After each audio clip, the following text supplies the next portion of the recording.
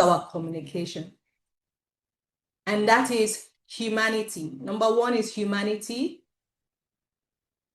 We need to understand the fact that we are dealing with human beings. We need to see the other person as a human being first before any other thing. Okay? We are all human beings first before belonging to a particular culture or a particular religion.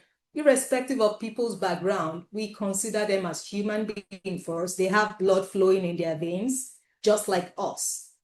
When we look at people in that light, it will be easier for us to communicate effectively. Now, what is communication itself? Communication is just the interaction between two persons. You know, when people share information, ideas, messages between individuals, either verbally or non-verbally.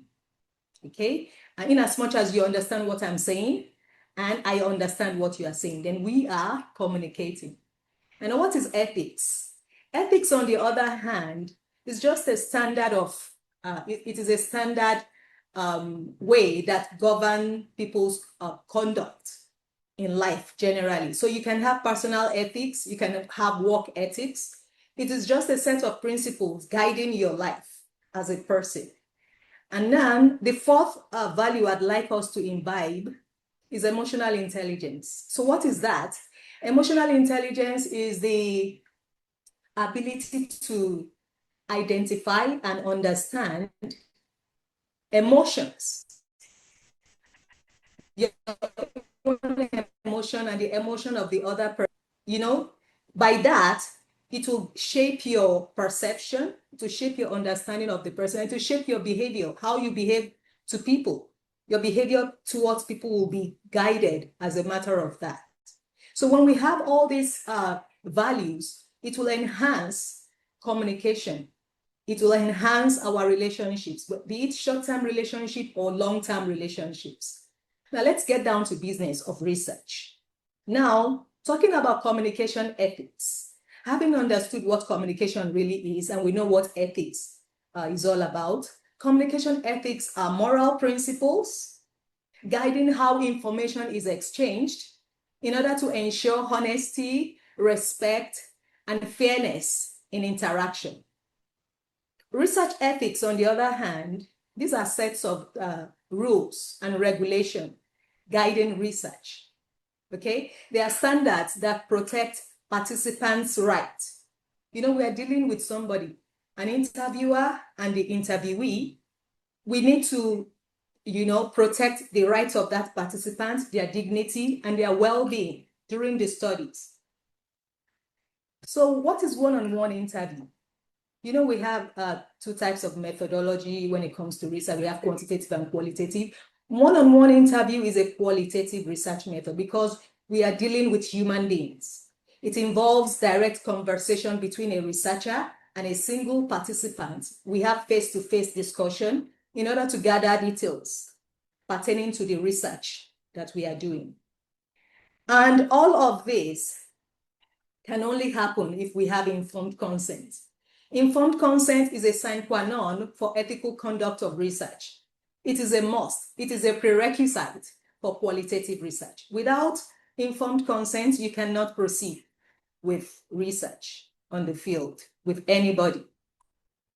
So this informed consent is just like carrying the participant along, ensuring that the participants understand the full scope of the research study.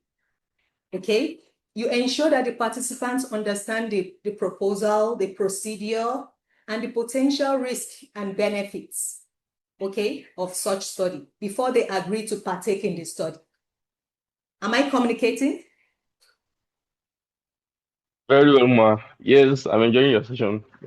All right. Now, confidentiality. Yes, we are following. We are following, though. All right, thank you. Confidentiality is about protecting the rights of the participants. You know, you need to protect their identity. You need to protect sensitive information. You don't divulge unnecessary information, especially, you know, that may bring about any sort of harm to the participants. You know, the essence of the whole thing is to ensure integrity. Integrity is ensuring accuracy, transparency, and avoidance of manipulation in communication. By that, the participants will be aware of what they are into, and you make them understand that they have the freedom to, in fact, they are in charge. Okay, even though you are the researcher, if they say no, then you pause. So why does all this matter? To ensure credibility, participant protection, and research integrity. Now, before we go on to the real code of conduct of research, code of conduct of research ethics, let me take us briefly through the history of research abuse, ethics, and evolution. We need to understand where all these ethics came from.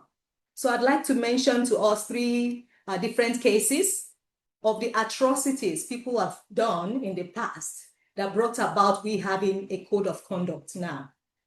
The number one case is the German freezing experiment.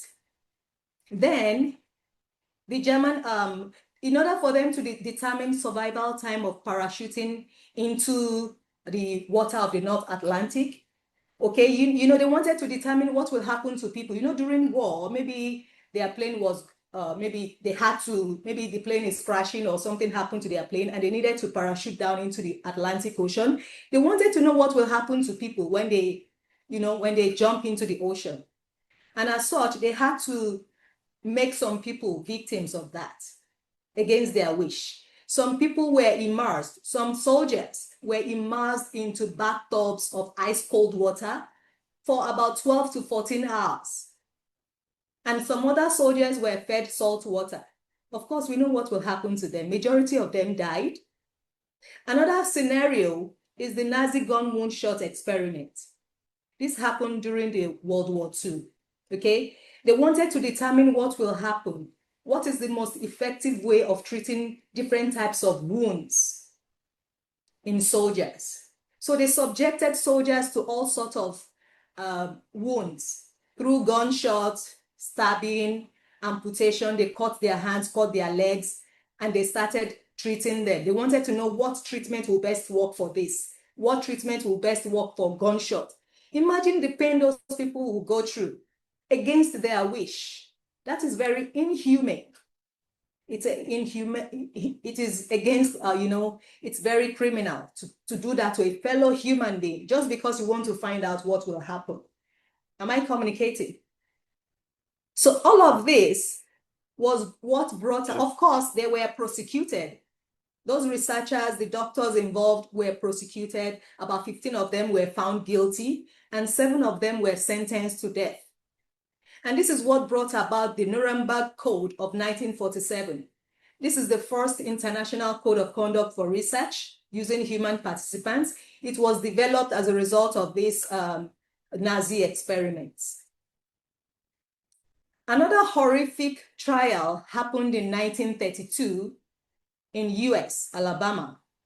They wanted to determine the long-term effect of syphilis.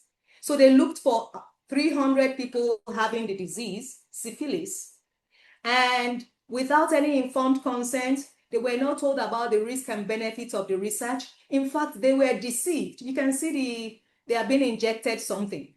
They were being deceived that, oh, we are treating you for bad blood, whereas they were left untreated because the aim of the experiment was to see the long-term effect of syphilis. Even in 1943, when penicillin was discovered, they refused to treat these people. And the experiment went on for 40 years until they were exposed in 1972. That this is very cruel. This is a horrific thing to do to a fellow human being. Majority of them died, of course, and President Bill Clinton had to do a public apology to the survivors. You can see him apologizing there to some of the survivors. So the consequences of this Tuskegee syphilis trial is what brought about the 4 core principles in research ethics that we have now. And that is respect for persons, beneficence, non-maleficence, and justice. Those 4 core principles were because of all these previous incidents that happened in the past. Now, these core ethical principles now, let's analyze them. Autonomy is number one, which is respect for persons. That is respecting the right of the other person. They have every right to make decision. Beneficence, on the other hand, is acting to promote good and maximizing benefits as much as possible. Yeah. Non-maleficence simply means do no harm. Do no harm. And justice is about being maintaining equity, treating people fairly, equal treatment, and equitable distribution of benefits and burden during the research. Now let's take a deep dive into each one of them. Respect for persons or autonomy implies that those people are, you give them a sense of belonging. You ensure that they voluntarily consent to the research because they already understand the scope of research.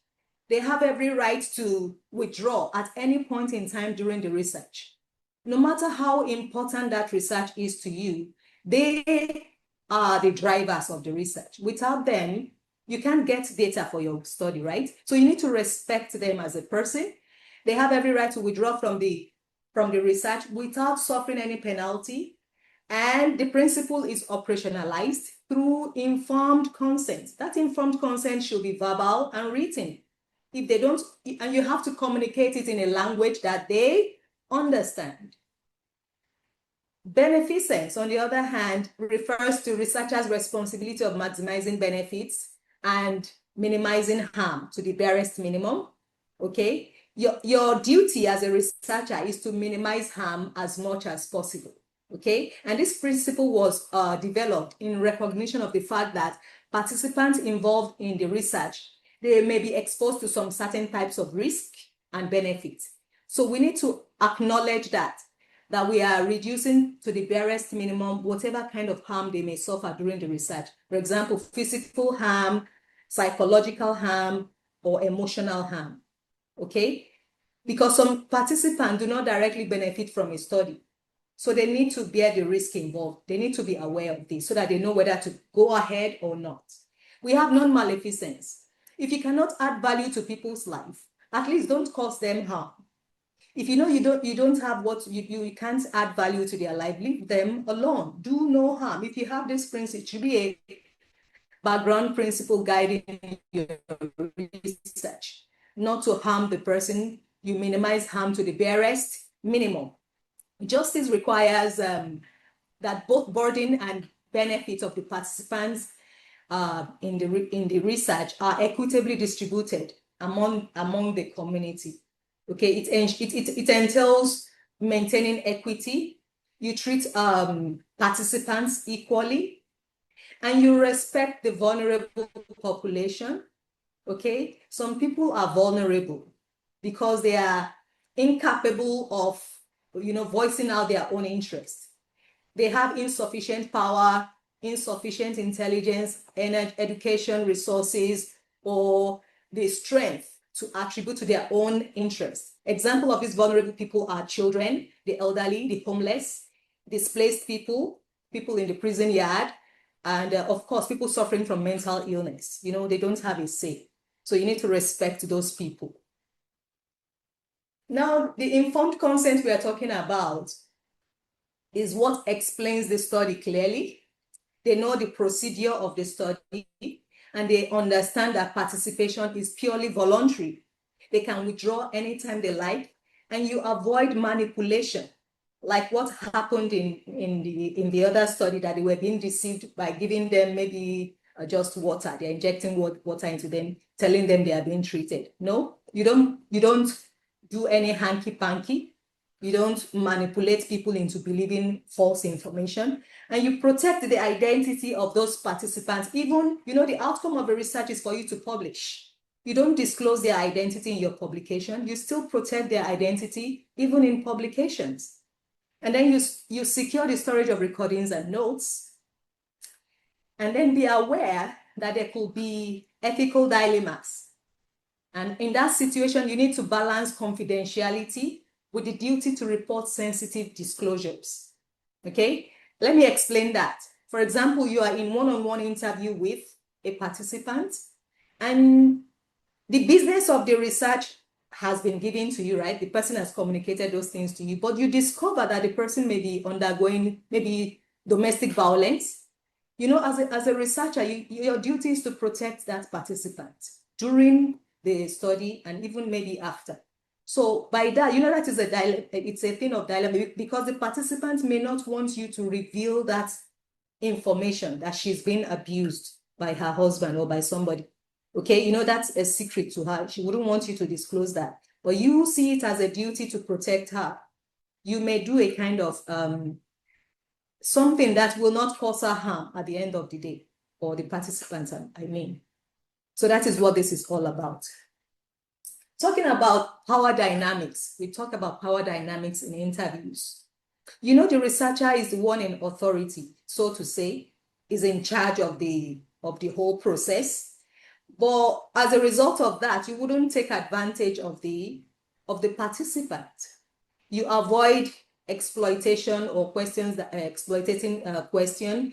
You tend to build trust and rapport between yourself and the participant. You encourage participant voice. You make them understand that their contribution is valuable to this research. You make them understand that they are contributing to a greater good. Okay, you give them a sense of honor, a sense of belonging, so that they feel important and they feel part of the whole process. You ensure emotional safety. You ensure you don't discuss sensitive topics. Some questions you wouldn't like to be asked, you don't ask them. Or if you see a sign of discomfort in your participant, you stop and you let them know they have every right not to answer some question if they feel uncomfortable about it. And then you provide support and referral when appropriate. This is the dilemma I was talking about in the previous slide. If you notice a participant is in trouble and you feel you want to help, it's your duty to support them. You can refer such person, like the example I gave, you may refer her to agencies that cater for people suffering domestic violence. That's your contribution to protect your participants. Now, communication ethics in practice. These are basic things we need to understand when we want to have effective communication as far as ethics is concerned. You need to be an active listener. Yes. You need to ensure the voice of the participant is heard. You need to be neutral, no bias. You need to be transparent. Explain to them how their data will be used. You need to encourage feedback. Allow them to clarify previously given information. Maybe they want to clarify something, or allow them to withdraw statements. Maybe initially they said XYZ, and now they want to say ABC. Give them that opportunity to withdraw statements. And you must be very careful with nonverbal ethics when you are communicating with somebody or with your participants. You check you use a respectful body language and tone. You may be saying something else and your body language is saying another thing. So you need to be careful about that as a researcher.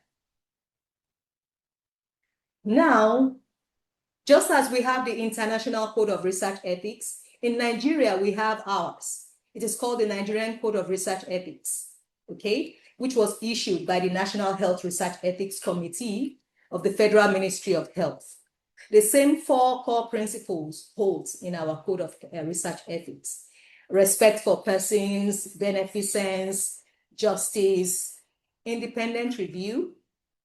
Independent review means that, you know, in Nigeria, we have various institutes that are undergoing research, that they do research. So in each of those institutions, they have their institutional research ethics committee. They are the ones who will review protocols. Their job is to review research protocols. They are under the Nigerian Code of Research Ethics body.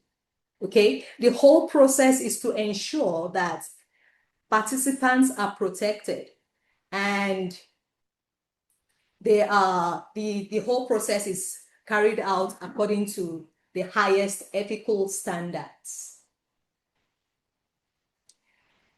NHREC, they hosted a conference recently, that was last year, under the theme Exploring Excellence in Ethical Conduct, Leadership,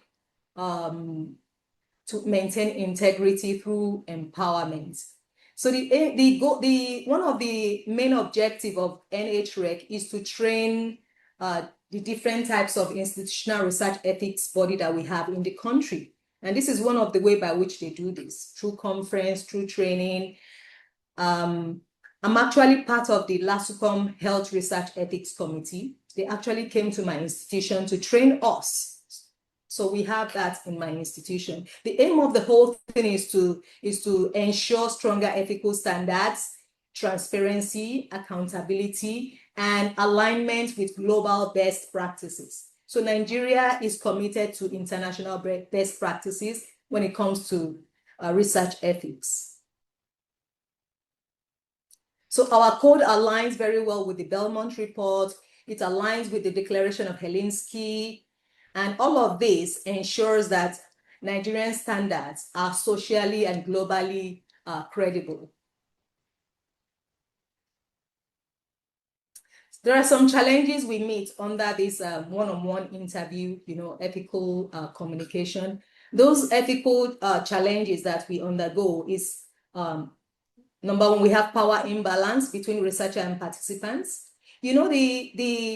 Because of that authority that the researcher has, may want to take advantage of the participants. Okay, that power imbalance is a common ethical challenge that we face in this qualitative research. Number two is breach of confidentiality in reporting. So when reporting, you know the rules and regulation, you don't disclose some information, but if you do that, you are breaching the trust. Okay, that's a breach of confidentiality in reporting. Another thing is bias in questioning. Maybe you are interviewing somebody, during the course of the interview, you got to know that the person is a sex worker or a drug addict, and then you started asking some funny questions that are outside the scope of the research. You're being biased, or you are being, because of the identity of the person, you are trying to, you don't embarrass the participant irrespective of who they are. Misuse of interview data beyond the scope that is being agreed upon. That is also a common challenge that we face. You don't use their data for any other thing outside what we already agreed during the informed consent and communication. So emerging challenges are digital interviews. People need to consent. People need to know how their information is being stored or being used. Like this Zoom meeting we are doing now, something will pop up and say, this meeting is being recorded, and you consent to that, right? So these are some of the emerging challenges. Online, people don't really know what their data is being used for. And that's why some of these inbuilt platforms, they have privacy policy. They explain to you what your data and your data will be used for, so that you can be rest assured that you are protected, even online. In conclusion, ethical communication in interviews is supposed to build trust. It builds trust, credibility, and global relevance. The Nigerian Code emphasizes respect, honesty, justice, and responsibility, just as we have it in the International Code of Research Ethics. And researchers must balance knowledge creation with human dignity.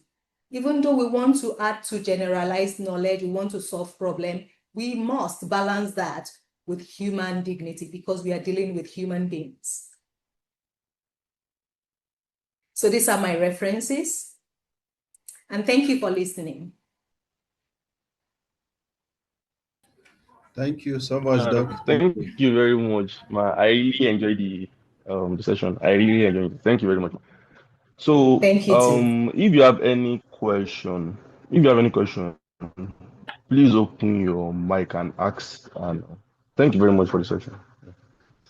There's a question in the chat box. Okay. Oh, okay. I'm coming. Okay, can you share the slides with us at the end of the okay. The question is asking about the slides. I don't know if it can be. Okay. Yeah. The question is what? Will it be available to them? Oh, sure, I can send it to, I'll send it to, yeah, I'll make it available. Yes, sure. Okay. Okay. Thank you very much, ma'am. Okay. If you have any other question, you can raise. Ask her directly. Lama Yes, Ibrahim. yes, Doc. Good morning. Okay. Yeah, good morning. Yes, I'm Alfred. I mean, I'm in Cameroon. Now with the relation, thank you very much for the brilliant presentation. It was so educative. Thank you Uh, too. ethics, I know is quite challenging. Does the ethical standards applied in research, as you just exposed to us, does it get across whether research is just for academic purpose or I mean, research has different impact on humans. Like in clinical trials, you may want that one. I think are the standards different? Because in one of the academic research work I was doing, I got frustrated with people not being willing to fill the questionnaires. Yeah, when we talk about ethics in research, be it clinical trial or academic research, the principle is the same thing. The principle is to ensure you reduce harm to the barest minimum. That's your goal. That's the principle. That's the core ethical research principle. You make sure you abide by those rules. And you cannot, if in academic, the example you gave in academic research, some people refusing to fill their questionnaire, it's up to them. So it is part of that, what we call not coercing, not forcing the participants. If they refuse to fill the questionnaire, then you agree with them. It is just like the clinical trial. If a participant decides to withdraw, even towards the end of your research, and they decide to withdraw, you don't force them, allow them go. And that is why you have enough samples. Yes, the sample size. If 2, 3, 4 people move out of the research, you'll still have data to analyze. So if some people refuse to fill your questionnaire, leave them alone. Work with the data that you have. It's okay. You can force some people. That's why you make sure you have enough sample size to cover up for some of those challenges. Thank you. Thank you Yes, very so much, thank ma'am. you. Really appreciate it. Just a little follow-up. In the case, in my own case, the reason was just that they were requesting for some incentive. Oh, sure. So it's like sometimes it's like you are tempted to, should you get into manipulating them to feel it that okay, just feel it, I'll come back as you, when you really don't have the intention. What do you do? You know, there's a difference between manipulation and motivation. There's a difference. Yes. Motivation, giving incentive is to motivate them. And it's part of the 4 components of emotional intelligence when dealing with people. You can motivate them. You can give them maybe soda. You can share soda amongst them. You're not manipulating them. You are motivating them to respond to your call. Okay, so it's you're not manipulating. You are just trying to make them to respond to your call. If they are asking for something, if you have the means, I think you should give them if it's not too expensive.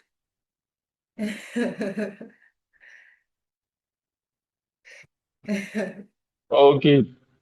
Thank you. Okay. Thank you very much, ma'am. You're welcome.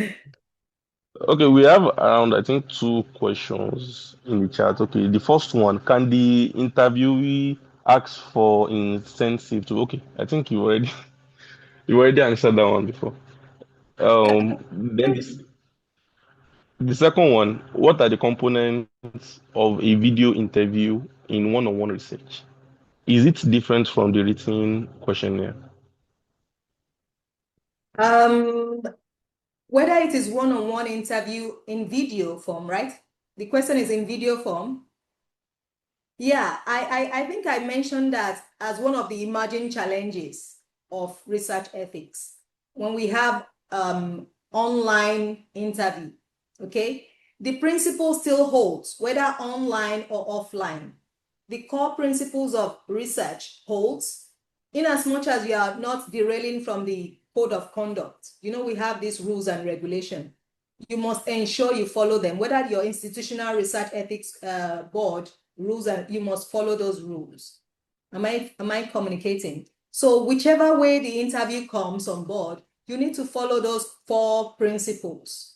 So you need them to consent. They need to consent to your interview. They need to agree. They can withdraw. They can, you give them that ability. They are the driver of your research. If they say no, it is no. If they say yes, it is yes.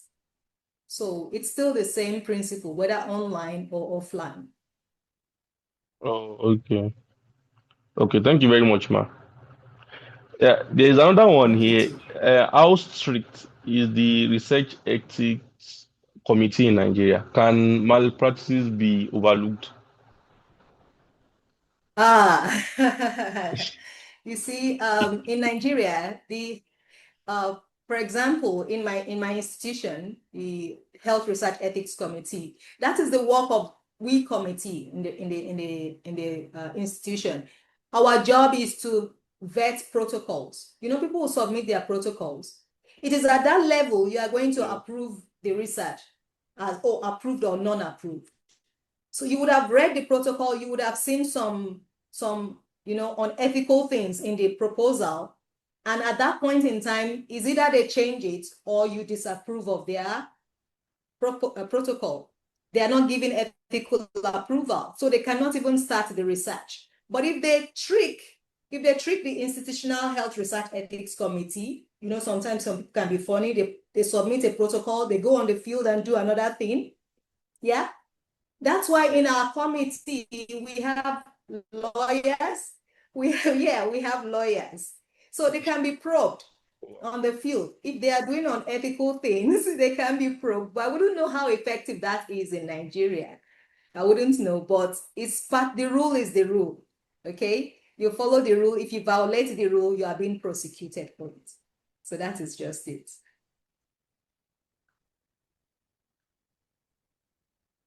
Okay, if you have any other question, you can drop it in the chat box or open your mic to ask her directly.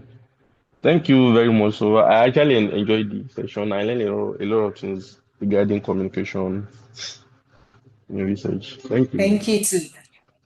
Thank you. Thank Okay, you for having me. yeah, you're welcome, man. All right. I don't think we have any other question. Yeah, okay. Am I good to go? Okay. All right. Yes, Thank you are you. good to Thank go, you, ma. Ma. We don't have any. Thank you, everyone. Thank Thank you very you. much, ma. We really appreciate it. Thank you. My pleasure. Okay. So we'll be having a short break, and then by 9 we'll be back for the second session. So I hope everyone here will still be present by 9. Thank you. Thank you for attending the session. Thank you for your presence. We really appreciate it very much. Bye. We'll meet by 9.